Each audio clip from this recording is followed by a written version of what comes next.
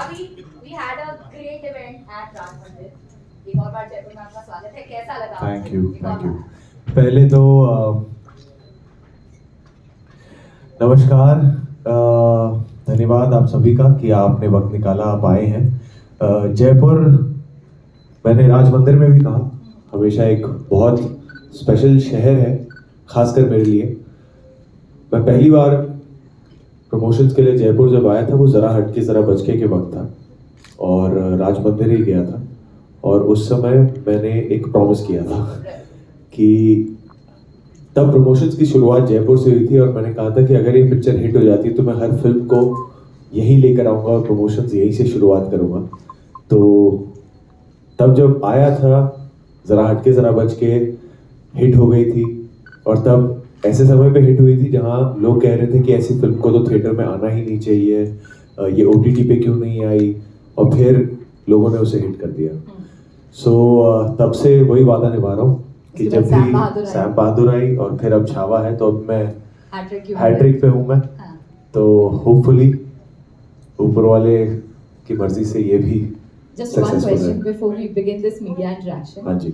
आप सैम बहादुर की बात करें या सरदार उधम सिंह की बात करें, हर एक कैरेक्टर जो आप प्ले करते हैं उसमें इंटेंस मेहनत स्क्रीन पे हमें नजर आती है। इट्स नॉट इजी कि आप उसे इतना लाइव बना दें फॉर द ऑडियंस। वही आपने संभाजी महाराज के कैरेक्टर के साथ भी किया है। सो प्रिपरेशन कैसी थी, आपको कितना समय लगा इस किरदार में उतरने के लिए, क्या क्या प्रोसेस रहा, इफ यू कैन टेल अस।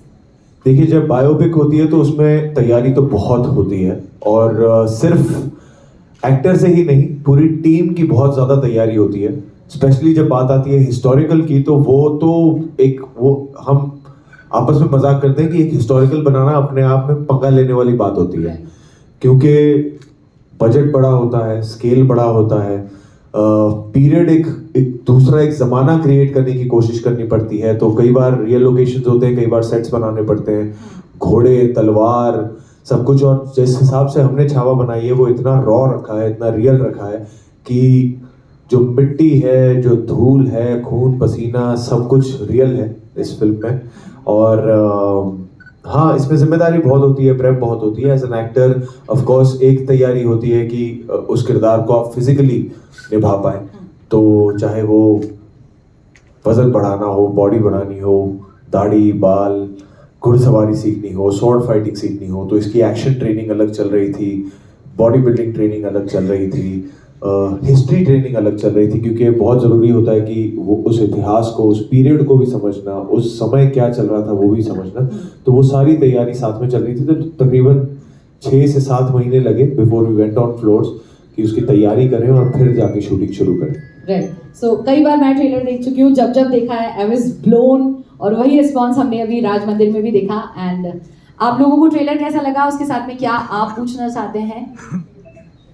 या afterwards there is a surprise, तो उसके बारे में आप बता दीजिए। आज हमने एक प्रोमो इंट्रोड्यूस किया है जयपुर में, जिसका नाम है पृथ्वी।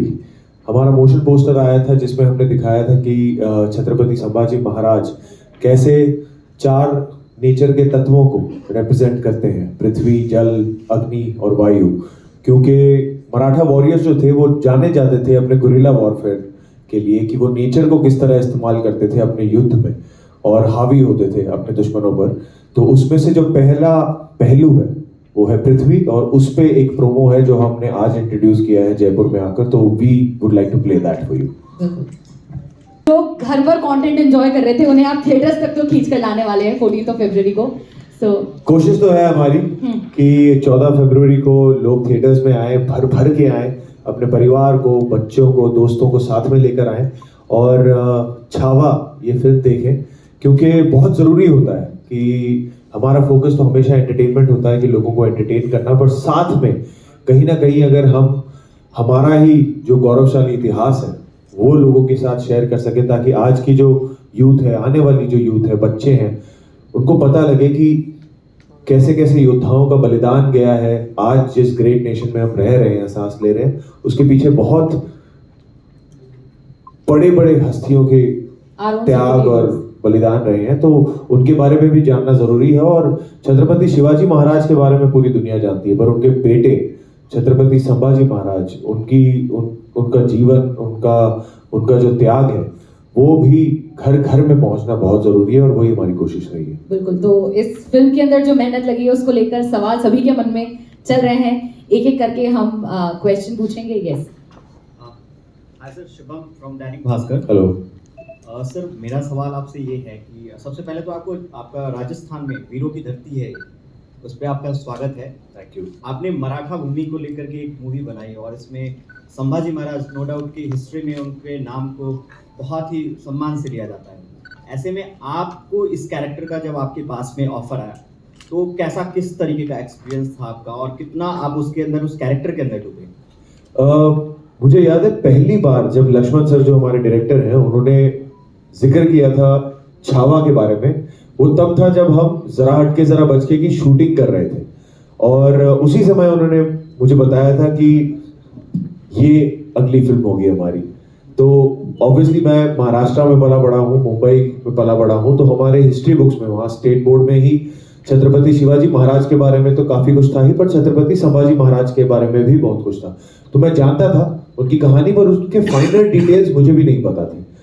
तो आई गॉट वेरी एक्साइटेड। पहले तो क्योंकि एक योद्धा का किरदार मैंने पहले कभी नहीं निभाया, जैसे कि मैंने कहा मैं मुंबई से हूँ, तो एक इमोशनल कनेक्ट भी था।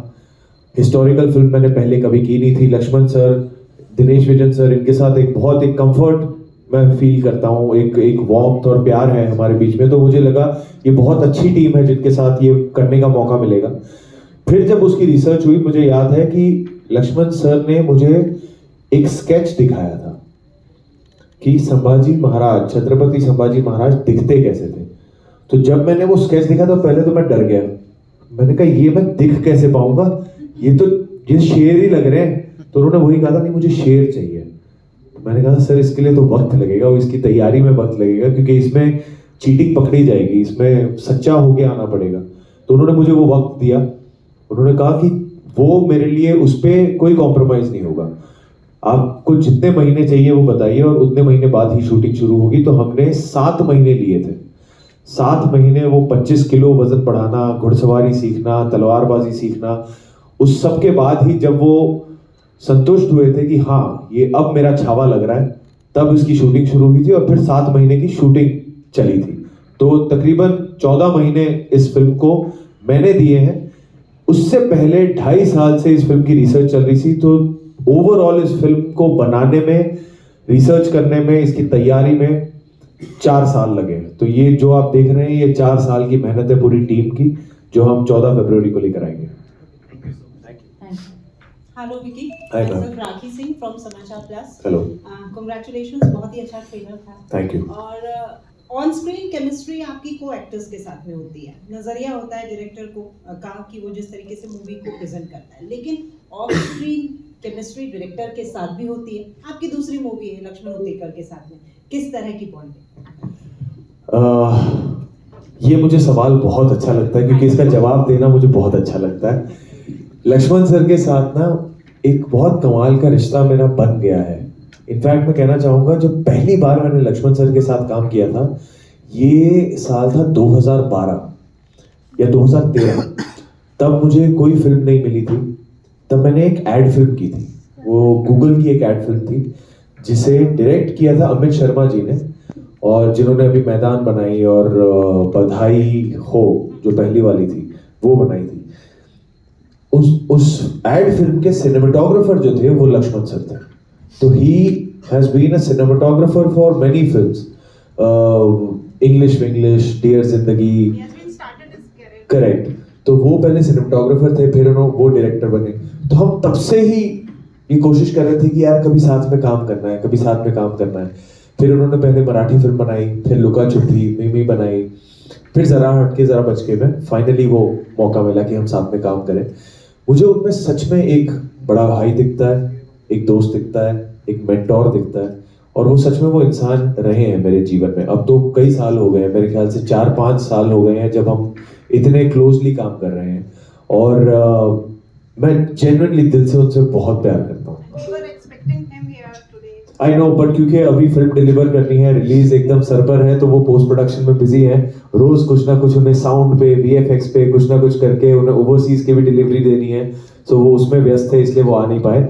वरना मैं भी हमेशा प्रेफर करता हूँ कि वो आए, क्योंकि उनके इंटरव्यूज बहुत एक्साइटिंग होते हैं। वो बहुत स्ट्रेट टॉकर हैं, रियल टॉकर हैं, ग्राउंडेड हैं, और बिल्कुल लो प्रोफाइल रखते हैं। जैसे जब फिल्म बनाते हैं तब बॉम्बई में होते हैं, वरना उनका छोटा सा गांव है रायगढ़ फोर्ट के पास, जहां रायगढ़ जो हम कहते हैं कि छत्रपति शिवाजी महाराज का गढ़ था, तो उसी के पास उनका गांव है। तो वो चुपचाप वहाँ गांव चले जाते हैं, फिर कुछ हफ्ते वहाँ बिताते हैं, फिर आके फिर मुंबई में काम करते हैं। तो उनकी जो सच्चाई है वो आपको फिल्म में दिखेगी। वो जरा हटके जरा बच के मैं लोगों को उसमें भी दिखा था और इसमें भी जरूर दिखेगी। Thank you. हाँ, मैं उमेंद्र दानिश हूँ, हेलो सर। दिवराष्ट्र न्यूज़पेपर से। हाँ जी। आपका भी हमने ट्रेलर देखा, और छावा का मराठी में शेर का बच्चा, जी इसका बताइए। तो आपने शेर से मुकाबला किया इसमें, जी। और आपके कॉस्ट्यूम भी काफी भारी है, हाँ जी। और इसमें एक गाने को लेके काफी विवाद भी हुआ, जी। जो राज ठाकरे के बाद में मिलकर उसको हटाना भी पड़ा। जी। ये कोई भी फिल्म बनाने से पहले क्या पहले से प्लानिंग होती है कि कुछ ऐसा विवाद हो, चर्चा में हो, ताकि बाद में एक चर्चा हो? इसके अलावा मेरी एक बात जी। है, इसके अलावा इतिहास से छेड़छाड़ नहीं हो, इतिहास की जो बातें सब है, इसके लिए किस प्रकार की स्टडी की गई, क्या किया गया, इस बारे में बताइए। जैसे मैंने पहले कहा कि 2.5 साल की रिसर्च की गई है, और एक हमारे पास पूरी रिसर्च टीम थी। अब रही बात उस सवाल की जो आपने पूछा रिलेटेड टू द गाना, तो पहली बात तो गाना फिल्म से निकला नहीं है। उसमें जो नृत्य था, जो लेजिम का खेल होता है, जो एक पारंपरिक खेल होता है मराठा कल्चर में, वो 30 सेकंड का मात्र था जितना आप ट्रेलर में देखते हैं, और वो कोई ज्यादा फिल्म का अहम हिस्सा नहीं था। हमारी तरफ से यही कोशिश थी कि इस फिल्म के जरिए अगर वो कल्चर भी हम आज के यूथ को दिखा पाए, उन्हें पता लगे कि मराठा कल्चर में एक लेजिम खेल हुआ करता था, और उसे नृत्य की तरह नहीं देखा जाता था, उसे खेल की तरह देखा जाता था। तो हमारी इंटेंशन वो थी कि एक कल्चर का एक पहलू भी सामने आ पाए। पर हाँ, ये शिव प्रेमी जो है उनके लिए फिल्म है, शिव प्रेमियों ने बनाई है, तो कोई भी ऐसी चीज इतनी सी भी अगर होगी जो किसी के भी मन को बुरी लगे, ठेस पहुंचे, वो फिल्म से बड़ी नहीं है। हमारे लिए ये फिल्म छत्रपति संभाजी महाराज की कहानी, उनके बलिदान की कहानी, उनकी शौर्य की कहानी दुनिया भर तक पहुंचना, वो सबसे बड़ा कारण है इस फिल्म को बनाने का। और उसके सामने कोई भी ये छोटे छोटे जो चीजें हैं वो कोई मायने नहीं रखते हैं, वो फिल्म से निकाल दिए गए हैं। और ये सिर्फ परसेप्शन का होता है, किस नजरिए से आप देखते हो। हमारा एक उसमें भी उनकी ग्लोरी को दिखाना था, क्योंकि एक बात जो मराठी में कहते हैं, छत्रपति शिवाजी महाराज को, छत्रपति संभाजी महाराज को, उन्हें रयते का राजा कहते हैं। रयते का राजा मतलब प्रजा का राजा, जो आज भी हम फॉलो करते हैं। जो गवर्नमेंट्स है कि by the people for the people, ये उन्होंने शुरुआत की थी कि हम प्रजा के राजा हैं, हम अपने तरफ से राजा नहीं है। तो हमारी तरफ से वो दिखाने की ये कोशिश थी कि अगर कोई प्रजा में से कोई मामला, कोई लेजिम देता है कि हमारे साथ भी उत्सव मनाइए, तो एक प्रजा का राजा हमेशा उनके साथ उत्सव मनाएगा। ये उनकी बड़प्पन थी कि वो लोगों में भी राजा देखते थे, वो अपने आप को लोगों से अलग नहीं मानते थे। बट हैविंग सेड दैट, कोई भी चीज, जैसे मैंने पहले कहा, वो इनकी कहानी से बड़ी नहीं है। इसी से जुड़ी हुई बात जी। अब आप हिंदूवादी अभिनेता हो गए, हाँ जी। अब आप राजनीति में कब आ रहे हैं? हाँ, देखिए मैं कभी नहीं मुझसे हो नहीं पाएगा। अभी 10 साल हो गए मुझे एक्टर बने, अभी अभी थोड़ा काम सीखा है, इसी में और बहुत साल लगेंगे इसी को पूरी तरह सीखने के लिए। तो वो मेरे बस की बात ना है ना कभी हो पाएगी, वो बहुत बड़ी जिम्मेदारी है। Thank you so much. Shrivatsa है, I am Shrivatsa here from हाँ जी sir, 24, yes from the news 24। हाँ जी सर। इस तरह के जब भी रोल आप हिस्टोरिकल या कोई भी प्ले करते हैं, ऐसा कहते हैं उसमें डीप इन्वॉल्व हो जाते हैं, उससे बाहर यानी अपनी पर्सनल लाइफ, घर जाते होंगे, कितना मुश्किल हो जाता होगा बाहर आना। और क्या आज भी वो फील आप में है कि नहीं रॉयल है, मैंने राजा किरदार किया, उसी तरह का एटीट्यूड कहीं ना कहीं कुछ नजर आता है? सेकंड, हमने बहुत सारी फिल्म देखी, चाहे जोधा अकबर की बात हो, पद्मावत की बात हो, क्या आपने उन फिल्मों में भी देखा था कि वो लोग कैसे कर पाए थे उस जमाने के रोल को, उस जमाने में कैसे दिखते थे, किस तरह से बोलते थे? क्या वो भी आपके लिए एक इंस्पिरेशन जैसा कुछ था? तो पहला सवाल आपका, देखिए जब भी ऐसा कोई किरदार मिलता है, ये बहुत जिम्मेदारी के साथ आता है। इसमें मात्र ये नहीं होता कि आपने कॉस्ट्यूम पहने, मेकअप किया और आप चले गए, क्योंकि ये फैंसी ड्रेस कंपटीशन तो है नहीं। आपको वो निभाना पड़ेगा, उस हिस्ट्री को समझना पड़ेगा, उस कल्चर को जानना पड़ेगा, और तभी मेरी growth as a human being भी हो पाएगी। एक्टर की ग्रोथ तो होगी ही होगी, पर एज एन इंसान भी मेरी ग्रोथ होगी अगर उस विचारधारा को मैं समझ पाऊँ।